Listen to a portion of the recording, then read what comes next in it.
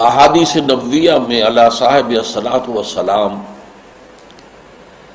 جس معین شخصیت کا ذکر ہے دجال اکبر کے عنوان سے، ابھی اس کا ظہور تو نہیں ہوا، اگرچہ شاید اب زیادہ دور بھی نہیں ہے، لیکن جیسے کہ انگریزی میں کہتے ہیں coming events cast their shadows before، جو آنے والے واقعات ہوتے ہیں مستقبل میں ان کے سائے پہلے سے پڑنے شروع ہو جاتے ہیں۔ تو وہ دجال اکبر کب ظاہر ہوگا، کس شکل میں آئے گا، کہاں سے آئے گا، اس وقت اس سے بحث نہیں ہے، لیکن دجالیت، فتنہ دجال وہ کئی صدیوں سے نہ صرف یہ کہ شروع ہو چکا ہے بلکہ رفتہ رفتہ تدریجاً اس کے سائے گہرے سے گہرے تر ہوتے چلے جا رہے ہیں، اور یہ فتنہ اب میرے نزدیک اپنے آخری مرحلے میں داخل ہو گیا ہے۔ جیسا کہ سب کو معلوم ہے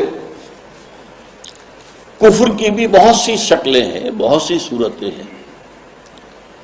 مثلا حضور کے زمانے میں ایک کفر تھا مشرکین کا،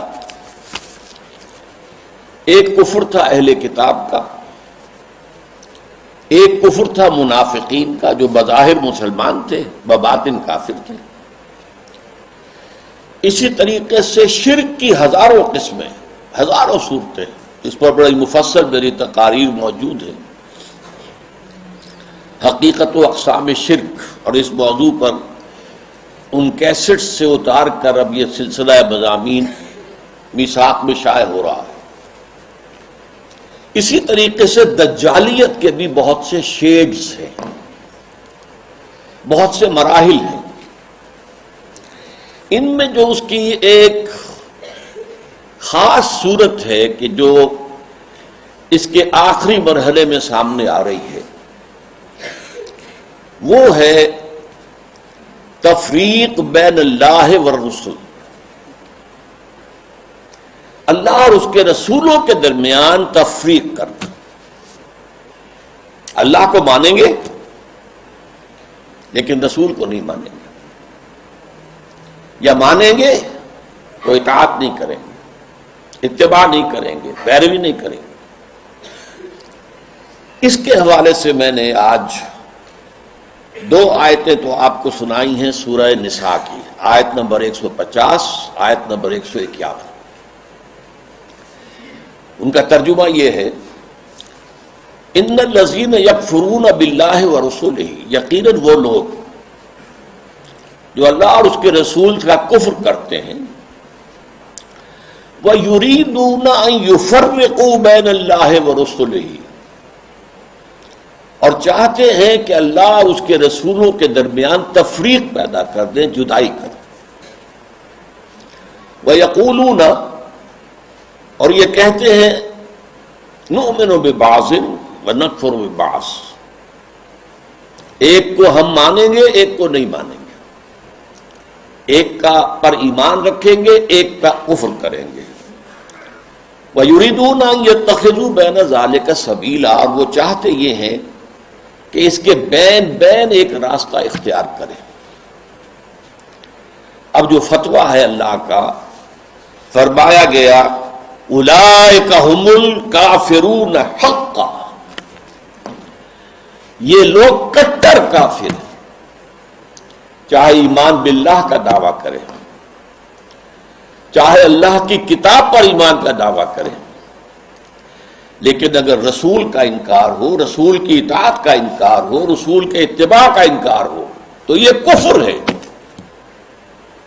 اولئک ھم الکافرون حقا، جس میں کسی شک و شبہ کی گنجائش نہیں۔ وَأَعْتَدْنَا لِلْكَافِرِينَ عَذَابًا مُهِينًا، اور ایسے کافروں کے لیے ہم نے بہت عبرتناک، اہانت آمیز، ذلت، ذلیل کن، رسوا کن عذاب تیار کر رکھا ہے۔ اس آیت کے بارے میں عام طور پر لوگوں کی جو رائے ہے وہ تفریق بین الرسل والانبیاء اس کی طرف ذہن جاتا ہے، یعنی رسولوں میں سے بعض کو ماننا بعض کو نہ ماننا، یہ بھی کفر ہے، اور یہ قرآن مجید کے مستقل مضامین میں سے ہے۔ رسولوں کو بھی سب کو ماننا ہے، اور ہمارا ایمان یہ ہے کہ جن رسولوں کا ذکر قرآن میں نبیوں کا ذکر ہو گیا ان کو تو ماننا ہے ہی، ان میں سے کسی ایک کا انکار سب کا انکار ہو جائے گا۔ اس کے علاوہ بھی ہمیں معلوم ہے کہ دنیا میں اور بہت سے نبی اور رسول آئے ہیں جن کا ذکر قرآن میں نہیں ہے۔ رسولا قد قصصناہم علیک من قبل ورسلا لم نقصصہم علیک، اے نبی ہم نے بہت سے رسول ایسے بھی ہیں جن کا ذکر آپ کے سامنے کیا ہے پہلے، اور ایسے بھی بہت سے جن کا ذکر نہیں کیا، لیکن اجمالاً ہم ان سب پر ایمان رکھتے ہیں، یہ ہمارا عقیدہ ہے۔ تعین کے ساتھ انہی کو مانیں گے جن کا ذکر قرآن میں ہوا۔ تو یہ تفریق بین الرسل کا معاملہ بھی قرآن مجید کا ایک مستقل مضمون ہے، جس کے لیے دو مثالیں میں آپ کے سامنے پیش کرتا ہوں۔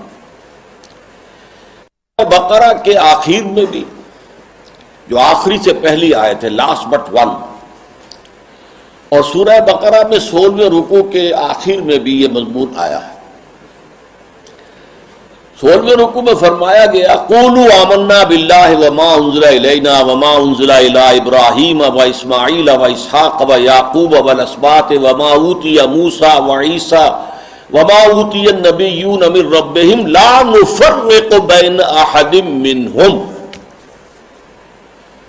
اے مسلمانوں کہو ہم ایمان لاتے ہیں اللہ پر بھی اور اس پر بھی جو ہم پر نازل کیا گیا، اس پر بھی جو ہم سے پہلے نازل کیا گیا، ابراہیم پر، اسماعیل پر، اسحاق پر، یعقوب پر، ان کی اولاد پر، موسیٰ پر، عیسیٰ پر، اور تمام نبیوں کو جو کچھ دیا گیا ہم اس سب پر ایمان رکھتے ہیں، اور لا نفرق بین احد من، ان میں سے کسی کے درمیان تفریق نہیں کرتے، تمام نبیوں کو مانتے ہیں۔ اسی طرح جو سورہ بقرہ کی آخری سے پہلی آیت ہے آمن الرسول بما انزل الیہ من ربہ والمؤمنون کل آمن باللہ وملائکتہ ورسلہ لا نفرق بین احد من رسلہ، ہم اس کے رسولوں میں سے، اللہ کے رسولوں میں سے کسی ایک کی بھی تفریق نہیں کرتے۔ تو تفریق بین الانبیاء والرسل بھی قرآن کا ایک مستقل موضوع ہے۔ اس مقام پر توجہ کی ضرورت ہے۔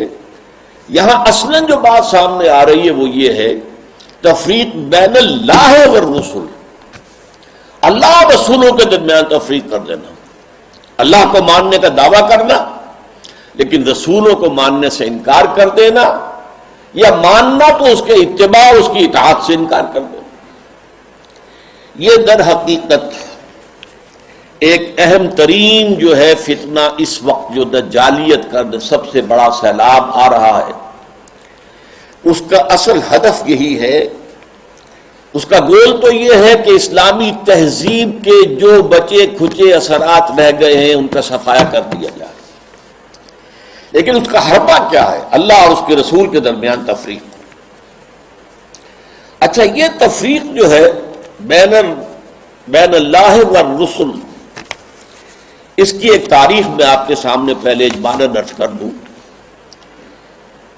آغاز اسلام میں سب سے پہلے اس کا اظہار ہوا ہے، مظاہرہ ہوا ہے یہود کی طرف سے۔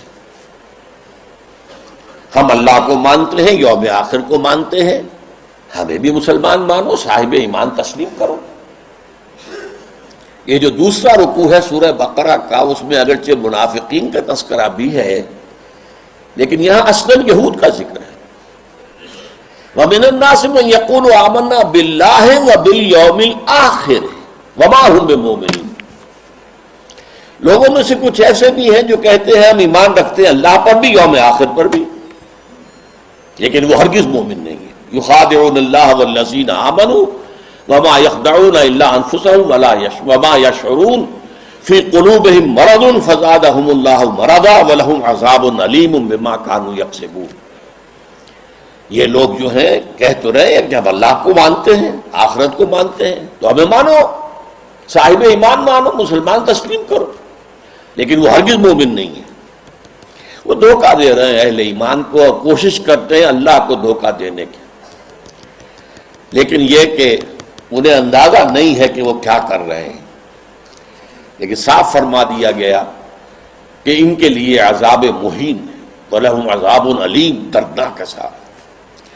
تو یہ یہود کی طرف سے دعوت تھا، اور خاص طور پر جو ابتدائی عہد تھا مدینہ کا، جس میں کہ 16-17 مہینے حضور نے بیت المقدس کی طرف رخ کر کے نماز پڑھی ہے، حضور نے اور صحابہ نے۔ اس وقت خاص طور پر ابھی یہودیوں کے کان کھڑے نہیں ہوئے تھے کہ یہ کوئی نیا دین آ گیا ہے یا یہ کوئی نئی امت کی تاسیس ہو رہی ہے، یہ تو ہمارے ہی قبلے کو کی پیروی کر رہے ہیں۔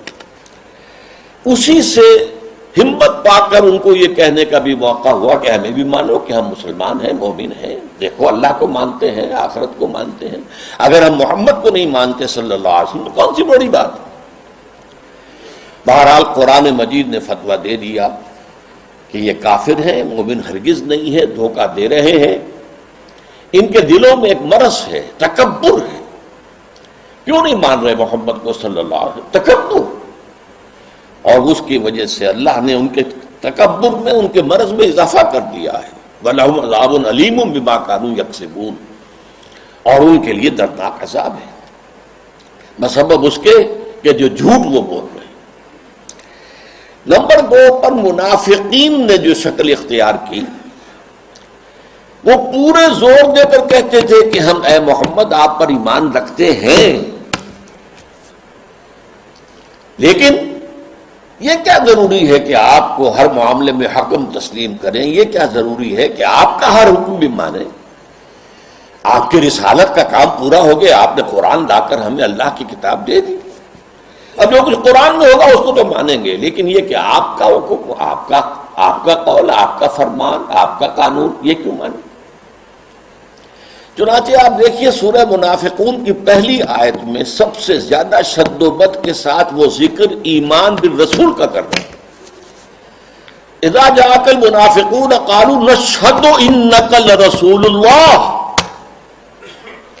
اے نبی جب آپ کے پاس یہ منافق آتے ہیں اور کہتے ہیں کہ ہم گواہ ہیں کہ آپ اللہ کے رسول ہیں، واللہ یعلم انک لرسول، اور اللہ خوب جانتا ہے، اللہ سے بڑھ کر اور کس کو معلوم ہوگا کہ اے محمد آپ اللہ کے رسول ہیں صلی اللہ علیہ وسلم۔ واللہ یشہد ان المنافقین لکاذبون، لیکن اللہ تعالیٰ گواہی دیتا ہے کہ یہ منافقین جو ہیں یہ جھوٹ بول رہے ہیں، ان کا آپ کی نبوت و رسالت پر وہ ایمان نہیں ہے کہ جو ہونا چاہیے۔ خاص طور پر قتال کے بارے میں انہوں نے یہ کہنا شروع کر دیا تھا کہ یہ تو خود اپنی طرف سے شروع کر دیا ہے محمد نے صلی اللہ علیہ وسلم، ابھی قرآن میں تو قتال کا ذکر ہی نہیں آیا، اور وہ کہتے تھے کہ کوئی صورت کیوں نہیں اتری؟ یہ جو چھیڑ چھاڑ مکے والوں سے شروع کر دی ہے، یہ جو ان کے قافلوں کا پیچھا کر رہے ہیں، تعاقب کر رہے ہیں، ان کی پولیٹیکل آئسولیشن اور اکنامک بلاکیٹ کے جو اقدامات کیے تو خود کیے انہوں نے، اس کا اللہ کی کتاب سے تو کوئی تعلق نہیں ہے۔ اسی پر سورہ محمد نازل ہوئی ہے صلی اللہ علیہ وسلم، لیکن یہ جو معاملہ ہے اس پر بھی فرما دیا گیا کہ یہ کفر ہے۔ فَلَا وَرَبِّكَ لَا يُؤْمِنُونَ حَتَّىٰ يُحَكِّمُوكَ فِي مَا شَجَرَ بَيْنَهُمْ، تو نہیں اے محمد صلی اللہ علیہ وسلم، آپ کے رب کی قسم، یہ ہرگز مومن نہیں ہوں گے جب تک کہ ہر اس معاملے میں جو ان کے درمیان آئے آپ کو آخری حکم تسلیم نہ کریں، اور اس کے بعد جو فیصلہ آپ کر دیں اس پر یسلموا تسلیما، اس کو تسلیم کریں جیسے کہ تسلیم کرنے کا حق ہے۔ ثم لا یجدوا فی انفسہم حرجا مما قضیت، پھر وہ اپنے سینوں میں تنگی بھی محسوس نہ کریں آپ کے فیصلے پر، یعنی مان تو لیا ہے لیکن سینے کے اندر تنگی ہو رہی، بات یہ غلطی ہے، یہ خام خواہ جبرن ماننی پڑ رہی ہے، کیا کریں، مسلمانوں میں اپنے آپ کو شامل کرانا ہی ہے۔ تو فرمایا کہ اگر یہ اپنے سینوں میں بھی تنگی محسوس کریں گے بظاہر اس قول اور آپ کے فیصلے کو تسلیم کرتے ہوئے، تب بھی یہ مومن نہیں۔ فَلَا وَرَبِّكَ لَا يُؤْمِنُونَ حَتَّى يُحَكِّمُوكَ فِيمَا شَجَرَ بَيْنَهُمْ ثُمَّ لَا يَجِدُوا فِي أَنفُسِهِمْ حَرَجًا مِّمَّا قَضَيْتَ وَيُسَلِّمُوا تَسْلِيمًا۔ یہ صاف فیصلہ قرآن کا۔ وَمَا أَرْسَلْنَا مِن رَّسُولٍ إِلَّا لِيُطَاعَ بِإِذْنِ اللَّهِ، ہم نے تو رسول جب بھی بھیجا، جو بھی بھیجا، وہ تو اسی لیے بھیجا ہے کہ اس کو اللہ کے حکم سے اس کی اطاعت کی جائے۔ اچھا، میں to cut a long story short, اب میں آ رہا ہوں اس دور پر جب کہ امت مسلمہ، امت محمد صلی اللہ علیہ وسلم کی عمر کا 1000 سال گزر گیا۔ الف اول ختم ہوا، الف ثانی کا آغاز ہوا۔ اس وقت یہ فتنہ بڑے شد و مد سے ہندوستان میں اٹھا۔ اکبر اعظم، مغل اعظم، اب تو اس کی جو پکچر ہے وہ بھی پاکستان میں آ گئی ہے، درآمد کر لی گئی ہے۔ مغل اعظم، اکبر اعظم، اس نے جو دین الہی شروع کیا تھا، اسے دین اکبری بھی کہہ دیا جاتا ہے، اکبر سے نسبت کی طرف کی وجہ سے۔ دین الہی، اس کا مطلب کیا تھا؟ اللہ کو مانو، باقی رسولوں کے ماننے سے تفرقہ ہوتا، رسولوں کی شریعتیں جدا ہیں۔ خود قرآن کہتا ہے سورہ مائدہ میں، وَلِكُلٍّ جَعَلْنَا مِنْهُمْ شِرْعَةً وَمِنْهَاجًا، ہم نے ہر ایک کے لیے ایک شریعت مقرر کی ہے، ایک منہاج مقرر کیا، ایک طرز عمل اور ایک جو منہج ہے وہ معین کیا۔ تو جو فرق لوگوں میں آتا ہے وہ رسالت کی وجہ سے آتا۔ اللہ تو سب کا ایک ہے، وہ تو یہ ہے کہ لوگ مختلف ناموں سے اللہ کو پکارتے ہیں، پرمیشور کہہ لیں، مہادیو کہہ لیں، اور جو بھی آپ چاہیں پرماتما کہہ لیں، اللہ کہہ لیں، یہ سب سے کیا فرق واقع ہوتا ہے؟ وہ ایک ہی ہے، ایک ہی حقیقت ہے، بس اس کو مانو، اس کو پوجو، اس سے محبت کرو، اس سے لو لگاؤ، اس کا قرب حاصل کرو، باقی ان چیزوں کو چھوڑو، ان کی کوئی حیثیت نہیں۔ اس فتنے کے پیچھے اس کی سیاسی حکمت عملی بھی تھی۔ ہندوستان کے حالات کو یقیناً یہ کہ اگرچہ وہ ان پڑھ تھا، بالکل ان پڑھ، لیکن ذہین بہت تھا۔ دعویٰ کر لیا تھا کہ ہندوستان کا اصل مسئلہ یہی مذہبی تفاوت اور فرق ہے، لہذا کوئی شکل ایسی ہو کہ اس تفرقے کو مٹا دیا جائے، اور اس کی شکل یہ شریعت کا اور رسالت کا تصور جو ہے بیچ میں سے نکال دیا جائے، تو اللہ کے اوپر، اللہ کو رام کہہ لو، رحمان کہہ لو، کیا فرق واقع ہوتا ہے؟ اس سے یہ ہے کہ یکجہتی پیدا ہو جائے گی۔ ہندو عورتوں سے شادی کی، یہاں تک کہ اس کا جانشین جہانگیر سلیم شہزادہ، وہ بھی ایک ہندو، اجودھا بائی جو ہے اس کے وطن سے پیدا ہوا، ہندوؤں سے شادیاں کی، کئی جو ہے اس کی رانیاں تھیں، تلک بھی لگا لیتا تھا، بتوں کو بھی پوجا کر لیتا تھا، ڈنڈوت کر لیتا تھا۔ ہر رانی کے ہاں موجود ہے بت، وہاں گیا تو وہاں بھی اس نے سجدہ کر دیا، یا کم سے کم سر جھکا لیا، ہاتھ جوڑ کے کھڑا ہو گیا۔ یہ سارا فتنہ اس نے شروع کیا تھا ایک پولیٹیکل وزڈم کے تحت، لیکن اس کی ایک تائید ہو رہی تھی، اور وہ تصوف کے جس میں ہماؤست اور وحدت الوجود گڈمڈ ہو گئے تھے۔ Pantheism and unity of existence, یہ دو چیزیں علیحدہ ہیں، فرق باریک سا ہے، عوام اس فرق کو سمجھنے سے قاصر ہے۔ یہاں کے تصوف میں یہ دونوں چیزیں گڑبڑ ہو گئی۔ ہمارے ہاں بھی صوفی شاعر نے کہا ہے نا، مسجد مندر ہکڑو نور، یہ سرائے کی علاقے کے بہت بڑے صوفی، مسجد میں اور مندر میں ایک ہی نور ہے، نور تو ایک ہی ہے، رام کہہ لو رحمان کہہ لو، کیا فرق پڑتا؟ آپ کے لاہور میں مزار ہے کس کا؟ مادھو لال حسین، ابھی مادھو لال ہندو نام، حسین کا اس کے اندر لاحقہ لگا دیا۔ تو تو یہ تصوف جو ہے یہ اور اکبر کی حکمت عملی نے مل کر ایک اتنا بڑا فتنہ شروع کیا کہ محمد کی شریعت اور محمد کی رسالت کا دور ختم ہو گیا صلی اللہ علیہ وسلم. وہ 1000 سال کے لیے تھا، کیونکہ قرآن مجید میں 2 جگہ یہ بات آئی ہے کہ اللہ کا ایک دن تمہارے حساب سے 1000 سال کا بنتا ہے. وہ ایک دن اللہ کا ختم ہو گیا اور یہ جو شریعت محمدی اور نبوت محمدی کا دور تھا وہ ختم ہوا. اب یہ ایک نیا دور ہے، اس میں جو ہے وہ دین الہی چلے گا. اس فتنے کا توڑ کیا حضرت مجدد الف ثانی. میں نے کہا تھا نا یہ الف ثانی کے آغاز میں فتنہ اٹھا. امت کی عمر کا دوسرا ہزارہ جو ہے دور وہ شروع ہو رہا تھا، 1000 سالہ دور. تو وہ فتنہ جو تھا الف ثانی کا، اس کا توڑ کرنے کے لیے اللہ نے جس مجدد کو اٹھایا ہے اس کا نام ہی پڑ گیا مجدد الف ثانی رحمت اللہ علیہ، شیخ احمد سرہندی. اس نے توڑ کیا، جس کے بارے میں اقبال کہتا ہے گردن نہ جھکی جس کی جہانگیر کے آگے، جس کے نفس گرم سے ہے گرمی احرار. وہ ہند میں سرمایہ ملت کا نگہباں، اللہ نے بر وقت کیا جس کو خبردار. ملت تو ختم ہو رہی تھی، اس لیے کہ ملت کی جو بنیاد جو ہے وہ حضور صلی اللہ علیہ وسلم کے اتباع اور اطاعت پر ہے. محض قرآن پر تو نظام کوئی بنتا ہی نہیں سرے سے. نماز کا نظام نہیں بنتا، اور کیا نظام بنے گا؟ نماز کا نظام کہاں بنے گا؟ قرآن پر تاکیدی حکم ہے نماز قائم کرو، نماز قائم کرو، نماز قائم کرو. وہ 5 نمازوں کا ذکر کہاں ہے؟ یہ ان رکعتوں کا ذکر کہاں ہے کہ فجر کی 2 ہیں فرض جو رکعتیں ہیں، اور ظہر اور عصر کی 4 ہیں، مغرب کی 3 ہیں، عشاء کی پھر 4. کہاں ہے؟ قرآن میں تو کہیں نہیں.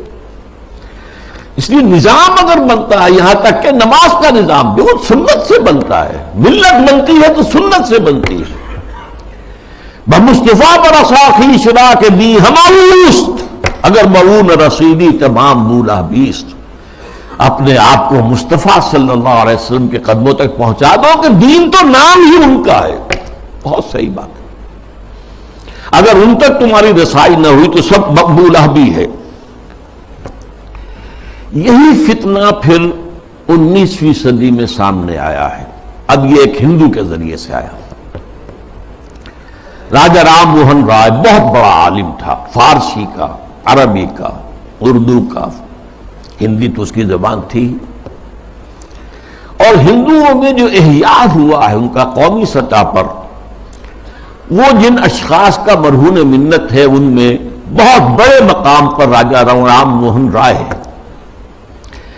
اور یہ موحد تھا، موحد کامل. چنانچہ انگریز جب آ چکے، آپ کو معلوم ہے 18ویں صدی میں آ گیا تھا انگریز. جنگ پلاسی کے بعد سے بنگال پر اس کا قبضہ ہو چکا تھا. اس کے بعد رفتہ رفتہ وہ سیلاب آگے آ رہا تھا. کلکتے ہی میں انہوں نے پہلا پریس قائم کیا، پہلا کالج قائم کیا، انجیلیں اردو میں ترجمہ کر کے، مقامی زبانوں میں ترجمہ کر کر کے لاکھوں کی تعداد میں پھیلا دی. اس فتنے میں مسلمان جو نہیں بہے اس کے ایک اور بھی اسباب ہیں اللہ کے فضل و کرم سے، لیکن ایک بہت بڑا ذریعہ راجہ رام موہن رائے بنا. آئینہ تسلیم کے نام، آئینہ تسلیس کے نام سے اس نے کتاب لکھی جس میں توحید کا اس بات کی مسلمانوں کی طرف سے دفاع کی. لیکن اس شخص نے بھی وہی دین الہی کی طرح کہ یہ تفرقہ جو ہے مسلمان اور ہندوؤں کے مابین، اس کو دور کرنے کی ایک ہی شکل ہے، اور وہ یہ ہے کہ ان کے اندر اتحاد پیدا کیا جائے خدا کے نام پر. چنانچہ اس نے ایک خاص مجلس قائم کی، ایک خاص اس کا فرقہ بن گیا برہمو سماج. برہما کہتے ہیں خدا کو. برہمو سماج یعنی جس طرح دین الہی اسی طرح برہمو سماج. وہ یہ ہے کہ ایک برہما کو مان لو، بس خدا کو مان لو، جو تم اللہ کہہ لو، ہم اسے پرمیشور کہہ لیں، برہما کہہ لیں، جو چاہیں کہہ لیں. لیکن یہ ہے کہ باقی چیزیں جو ہیں ان کو ذرا پسے پشت ڈال دو، ان کی اہمیت کم کر دو. تو برہمو سماج جو ہے اس نے پیدا کیا. اس کا انتقال 1833 میں ہوا تھا. اس کو پھر 20ویں صدی میں تازہ کیا ہے گاندھی نے متحدہ قومیت کے لیے. اس کی بھی ایک سیاسی بصیرت تھی.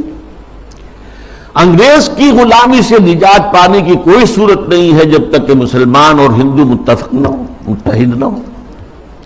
اور ان کے اتحاد میں جو چیز حائل ہے وہ شریعت ہے، قانون ہے، تہذیب ہے مسلمانوں کی. تو جب تک ان کو گڈمٹ کر کے ایک ہاون دستے میں ڈال کر کوٹ کر پیس کر ایک نہ بنا دیا جائے تب تک یہ متحد نہیں ہو سکتے، اور جب تک یہ متحد نہیں ہوں گے آزادی نہیں ہو سکتی. اسی کی وجہ ہے کہ اس کی پرارتھنا جو ہوتی تھی صبح ہی صبح، اس میں گیتا بھی پڑھی جاتی تھی، قرآن کی تلاوت بھی ہوتی تھی، گرو گرنتھ کو بھی پڑھ کے سنایا جاتا تھا تاکہ معلوم ہو یہ سب ایک ہے بھائی، اس میں کیا فرق واقع ہوتا. یہ فتنہ اس شد و مت سے اٹھا تھا. متحدہ قومیت، علماء کی کتنی بڑی تعداد تھی جو کہ مولانا حسین احمد مدنی رحمت اللہ علیہ کی سرکردگی میں اس متحدہ قومیت کی قائل ہو گئی، اور مان لیا انہوں نے کہ آج کل تو دنیا میں قومیں جو ہے وطن کی بنیاد پر بنتی، وطنیت. مولانا ابوالکلام آزاد بھی اس فتنے کا شکار ہوئے. اس فتنے کا توڑ کیا ہے جس شخص کو خصوصی نسبت تھی مجدد الفسانی سے رحمت اللہ علیہ، یعنی علامہ اقبال، کہ مسلمانوں کی قومیت کی بنیاد وطن نہیں ہے، مذہب ہے. اور مذہب جو ہے وہ نام ہے محمد صلی اللہ علیہ وسلم کے اطاعت اور اتباع کا. وطنیت کے بارے میں جو کچھ انہوں نے کہا، اس دور میں میں اور ہے، جام اور ہے، جم اور، ساقی نے بنا کی روش لطف و ستم اور، تہذیب کے آذر نے ترشوائے صنم اور، مسلم نے بھی تعمیر کیا اپنا حرم اور، ان تازہ خداؤں میں بڑا سب سے وطن ہے، جو پیرہن اس کا ہے وہ مذہب کا کفن ہے. یہ وہی بات جو مجدد الفسانی نے کہی تھی، اسی بات کو علامہ اقبال نے کہا ہے، اور ان کی ایک بڑی گہری باہمی نسبت ہے. چوتھے نمبر پر پھر جب انگریز کا یہاں پر پورا تسلط ہو گیا 1857 کے بعد، تو فتنہ انکار حدیث پیدا ہوا، سنت رسول کا استخفاف. یہ چونکہ مغرب سے درآمد شدہ فلسفہ اور نظریات اور مغرب سے درآمد شدہ سائنس کے زیر اثر تھا، لہذا یہ فتنہ پورے عالم اسلام میں ہوا. اگرچہ اس کے مرکز دو بنے ہیں، ایک ہندوستان اور دوسرے مصر. مصر ثقافتی اعتبار سے عالم عرب کا امام، اور عجمی اسلام جو ہے اس میں سب سے اہمیت، سب سے بڑھ کر وہ ہندوستان کو تھی. تقریباً پوری دنیا کی جو مسلمانوں کی آبادی ہے اس کا تہائی ہندوستان میں ہوتا تھا، آج بھی ایسا ہی ہے. 40 کروڑ سے زائد جو ہے وہ بھارت اور پاکستان اور بنگلہ دیش میں ہے. 125 کروڑ کل جو ہے مسلمان، ایک تہائی تعداد تو یہاں ہوتی تھی. اور یہاں پہ ظاہر بات ہے کہ ثقافت کا بہت بڑا مرکز، علم کا.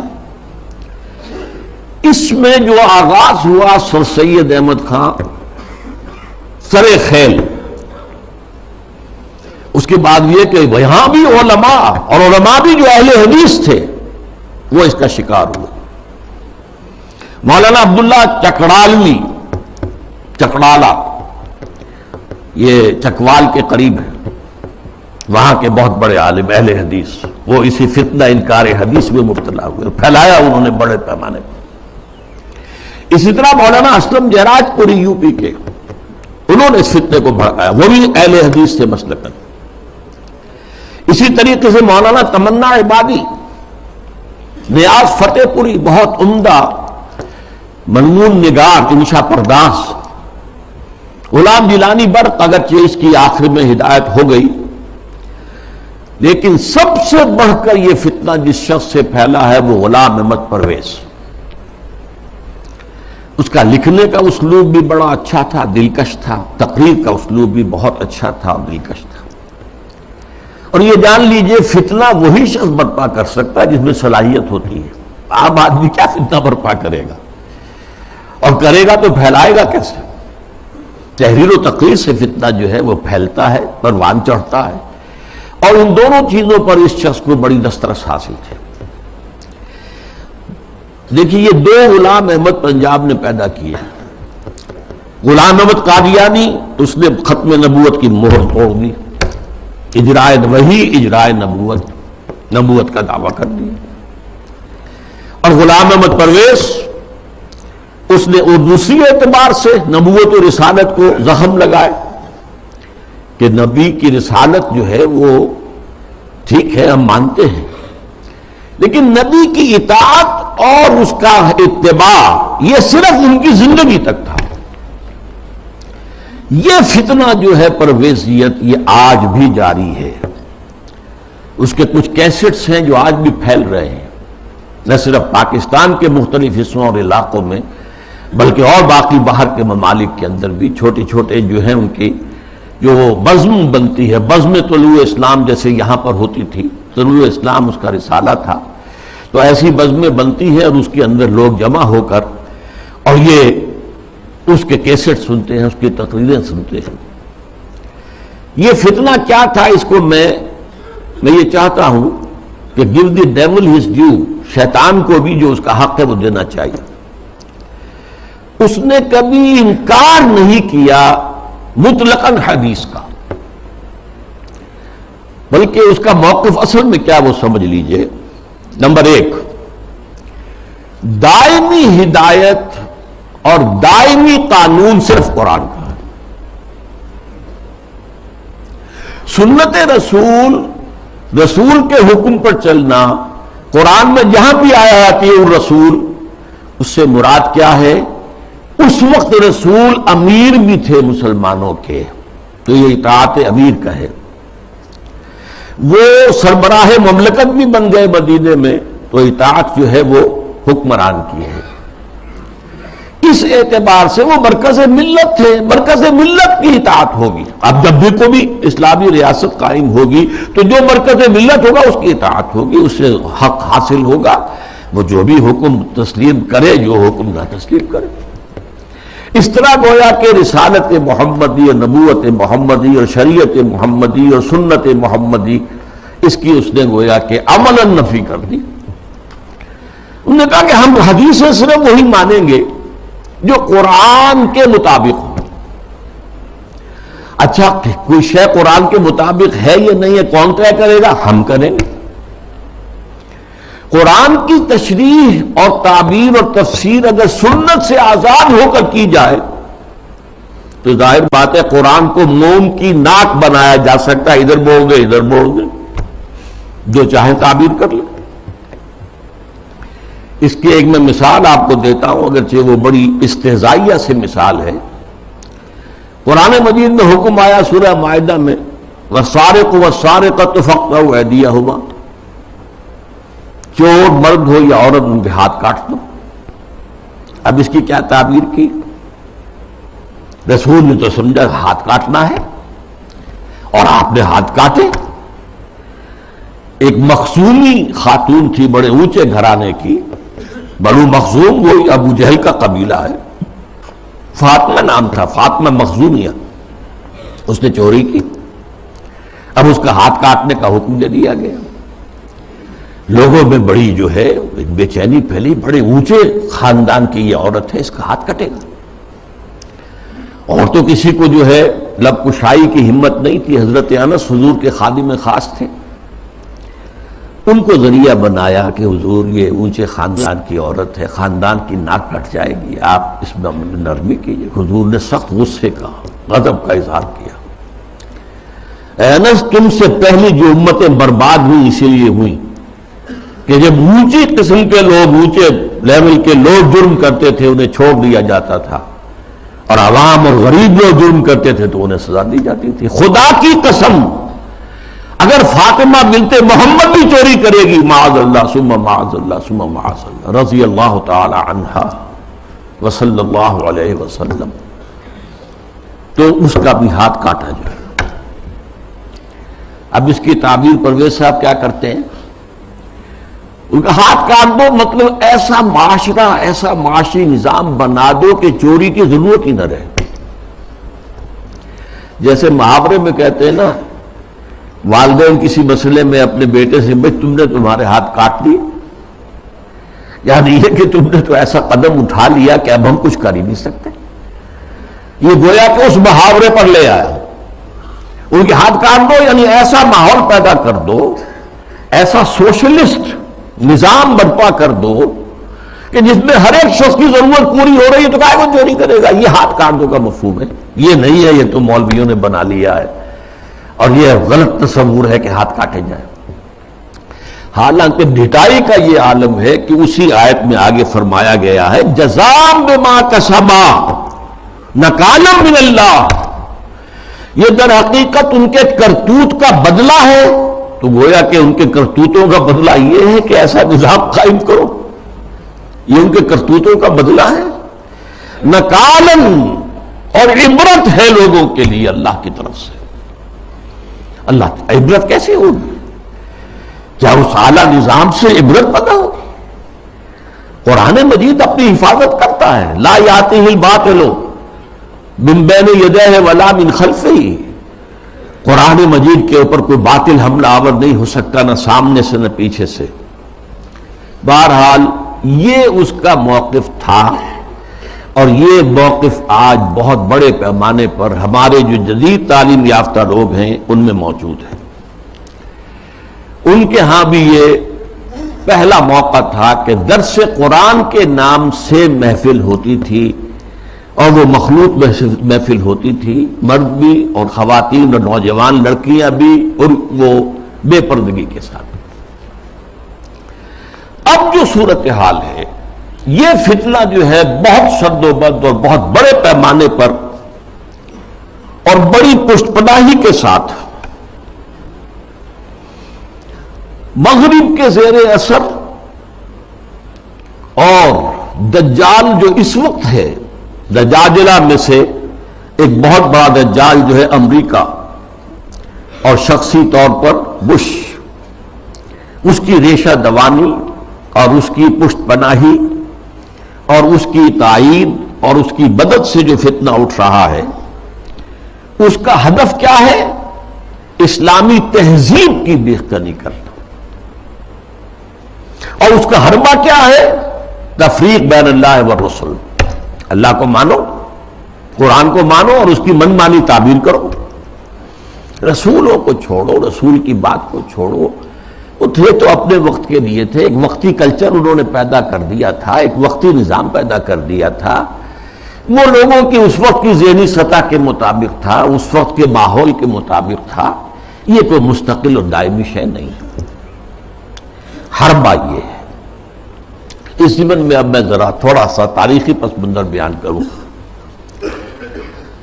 دیکھیے اس وقت جو ہے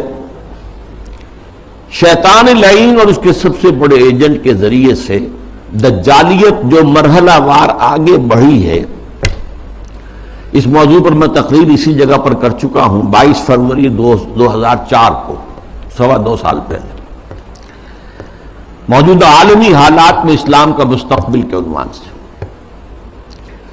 سب سے پہلی دجالیت جو آئی دنیا میں، وہ ریاست اور سیاست کے میدان میں آئی، سیکولرزم کے عنوان سے.